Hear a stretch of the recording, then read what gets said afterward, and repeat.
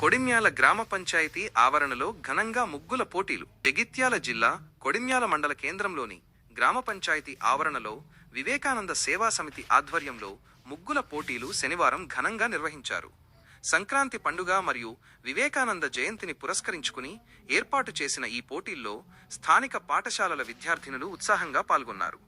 రంగురంగుల ముగ్గులతో విద్యార్థులు తమ ప్రతిభను చాటగా పంచాయతీ ఆవరణ సంక్రాంతి శోభతో కళకళలాడింది. ఈ సందర్భంగా సేవా సమితి సభ్యులు మాట్లాడుతూ, పోటీల్లో గెలుపొందిన విజేతలకు జనవరి 12న జరిగే స్వామి వివేకానంద జయంతి వేడుకల్లో ప్రథమ, ద్వితీయ, తృతీయ బహుమతులు అందజేస్తామని తెలిపారు. అలాగే పాల్గొన్న ప్రతి ఒక్కరికి కన్సోలేషన్ బహుమతులు ప్రదానం చేస్తామన్నారు. పాల్గొన్న ప్రముఖులు ఈ కార్యక్రమంలో స్థానిక సర్పంచ్ గడ్డం జీవన్ రెడ్డి, న్యాయ నిర్ణేతలుగా మహిళా సంఘం అధ్యక్షురాలు సంద పద్మ, అంగన్వాడీ టీచర్ బోయిని సుజాత వ్యవహరించారు.